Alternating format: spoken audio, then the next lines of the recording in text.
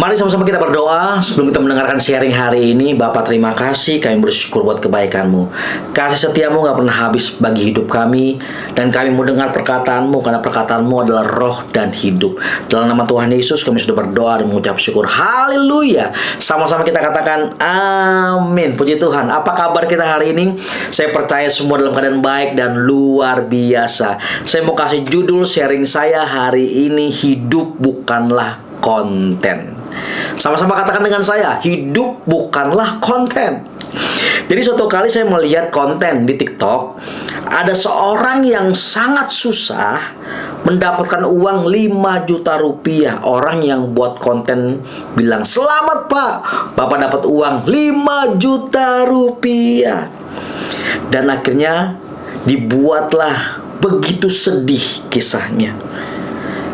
Buat begitu sedih, lagu yang sedih, situasi yang sedih, karena bapak ini mendapatkan uang 5 juta rupiah. Tetapi ketika selesai kontennya, dan orang ini harus mengambil uang 5 juta yang tadi, dan bapak ini hanya mendapatkan 500.000 saja, karena sudah sesuai dengan briefing katanya. Hidup bukanlah konten. Buat demi sebuah konten, orang bisa melakukan apa saja. Yang penting orang bisa lihat kontennya, yang like banyak, yang view banyak, demi mendapatkan apa? Penghargaan, demi mendapat apa? Penerimaan dari orang. Orang rela hidup dalam kepalsuan. Jangan sampai setiap kita anak-anak Tuhan membuat hidup ini seperti konten, dan kita harus hidup selalu pakai topeng. Hidup palsu di hadapan Tuhan. Itu yang Tuhan gak mau. Kita terjebak di dalam apa? Kepalsuan. Matius 23 ayat 27-28, Tuhan Yesus bilang begini sama orang-orang Farisi. "Celakalah kamu, hai ahli-ahli Taurat dan orang-orang Farisi, hai kamu orang-orang munafik, sebab kamu sama seperti kuburan yang dilabur putih, yang sebelah luarnya memang bersih tampaknya, tetapi yang sebelah dalamnya penuh tulang benulang dan berbagai jenis kotoran. Demikian jugalah kamu, di sebelah luar kamu tampaknya benar di mata orang, tetapi di sebelah dalam kamu penuh kemunafikan dan kedurjanaan." Wow, kita bisa salaman sama orang, "Halo, shalom, apa kabar?" Tapi hati kita penuh dengan kepalsuan. Kita kesel sama orang itu. Kita bisa loh datang ke gereja, tapi kita ngasih dendam sama orang. Kita masih apa? Kita masih benci sama orang. Kita masih nggak mau mengampuni. Itu kan hidup dalam kepalsuan semuanya. Kita tidak mau mengampuni orang. Jangan hanya hidup untuk menyenangkan hati orang, dan kita mengorbankan yang namanya kebenaran. Kita harus hidup di luar kebenaran. Kita harus pakai topeng. Untuk apa? Supaya kita diterima. Supaya setiap kita mendapatkan penghargaan. Bapak Ibu Saudara terkasih dalam Tuhan Yesus, jangan hidup di dalam yang namanya kepura-puraan. Kita nggak boleh hidup di dalam kepalsuan. Kita harus hidup transparan, terbuka di hadapan Tuhan, karena Tuhan jauh melihat kedalaman hati setiap kita. Jangan sampai kita hidup di dalam kepura-puraan. Kita kenapa bisa pura-pura? Kenapa kita hidup palsu? Supaya setiap kita bisa dapat tepuk tangan dari orang. Kita mendapatkan apa? Penghargaan dari orang. Kita mendapatkan apa? Pujian dari orang. Tapi kita harus keluar dari kebenaran. Tapi biarlah kita mendapatkan tepuk tangan dari Tuhan yang berkuasa. Kita bisa hidup apa adanya, terbuka di hadapan Tuhan, tidak berbohong, tidak punya lidah dusta, tidak suka berkata-kata bohong, tapi kita harus berkata jujur.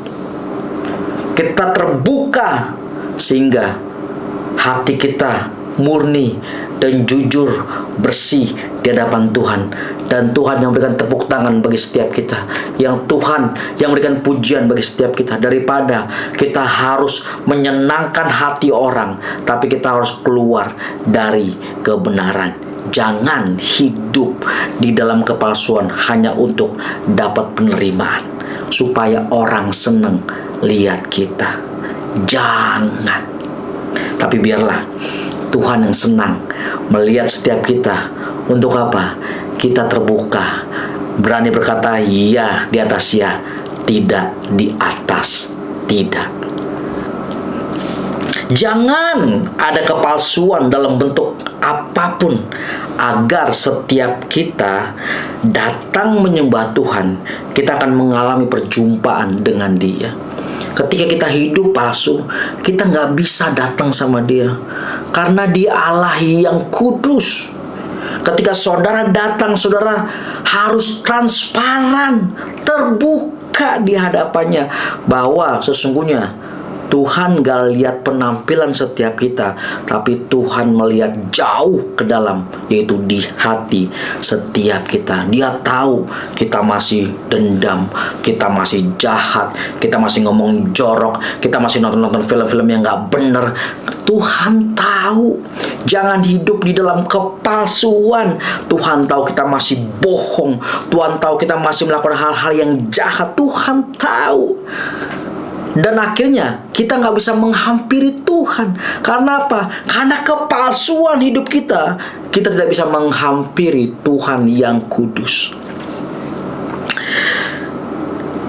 Yohanes pasal 1 ayat 47, di mana Yesus melihat Nathanael datang kepadanya, lalu berkata tentang Nathanael ini, "Lihat, inilah seorang Israel sejati, tidak ada kepalsuan di dalamnya." Wow. Ketika bertemu dengan Nathanael, Yesus memberikan predikat khusus kepadanya sebagai seorang Israel sejati dan tidak ada kepalsuan di dalamnya. Ini berarti Yesus mendapati bahwa Nathanael memiliki hati yang murni, bersih, dan apa? Dan jujur. Tidak dicemari dengan apa? Kebohongan atau tipu muslihat yang ada di dalam kita. Orang harusnya memiliki hati yang murni dan bersih di hadapan Tuhan.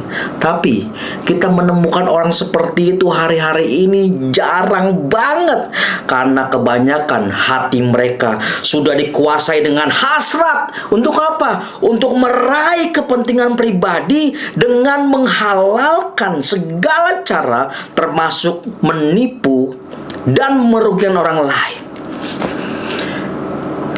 Apa firman Tuhan katakan dalam Mazmur 24 ayat 3 dan 5? Berkata, siapakah yang boleh naik ke atas gunung Tuhan?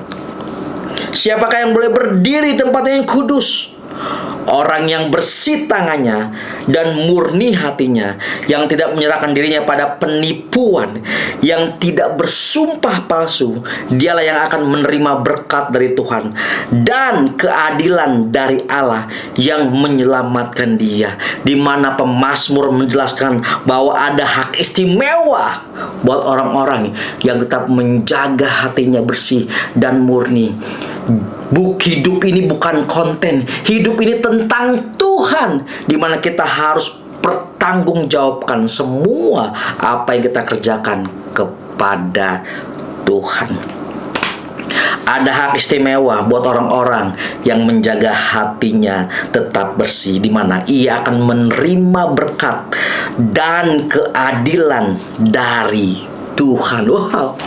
Orang yang punya hatinya bersih, gak ada kepalsuan, gak suka bohong, gak suka pakai topeng dalam hidup, di mana firman Tuhan katakan gak hidup munafik, di mana belakang beda, depan beda, berwajah dua. Tapi kita memiliki hati yang murni, hati yang bersih, hati yang terbuka, hati yang transparan di hadapan Tuhan. Nggak ada kebohongan dalam diri kita, nggak ada kepalsuan. Maka dengar baik-baik, Ia akan memberi berkat dan keadilan dari Tuhan itu nyata bagi saudara dan saya. Mari miliki hati yang murni seperti Natanael. Jangan ada kepalsuan dalam bentuk apapun, agar setiap kita bisa menghampiri Tuhan dan memberikan hidup kita yang terbaik hanya buat Yesus. Karena kepalsuan akan membawa saudara jauh dari Tuhan. Karena kepalsuan akan membawa saudara jauh dari hadirat-Nya. Biarlah kita hidup terbuka di hadapan Tuhan. Biarlah kita hidup jujur di hadapan Tuhan. Karena hidup ini bukanlah konten di mana setiap kita harus mempertanggungjawabkan setiap apa yang kita buat kepada Tuhan. Dan kita harus memenuhi hidup kita dengan kasih-Nya Tuhan, sehingga kita bisa berjalan dalam setiap kehidupan kita sesuai apa yang Tuhan mau, bukan dengan kepalsuan, bukan dengan yang namanya kepura-puraan dalam kehidupan kami, supaya hidup kami dipakai Tuhan menjadi alat yang luar biasa di tangannya, sehingga saudara dan saya menjadi kesaksian buat banyak orang, karena saudara memiliki hati yang bersih di hadapan Tuhan. Biarlah setiap kita hidup di dalam Tuhan, hidup transparan, hidup yang terbuka, karena hidup ini bukan tentang kita, tapi hidup ini tentang Yesus, di mana kita harus terbuka di hadapan Tuhan. Mari kita berdoa. Tuhan, terima kasih, biar firman Tuhan ini menolong setiap kami untuk tidak ada kepalsuan di dalam diri kami, tidak ada yang namanya kemunafikan dalam hidup kami. Biar kami hidup transparan seperti apa yang Tuhan mau. Tolong kami Tuhan memiliki hati yang murni, hati yang bersih di hadapan Engkau Tuhan Yesus. Terima kasih Bapa, kami sudah berdoa dan mengucap syukur. Haleluya. Sama-sama kita katakan amin. God bless you.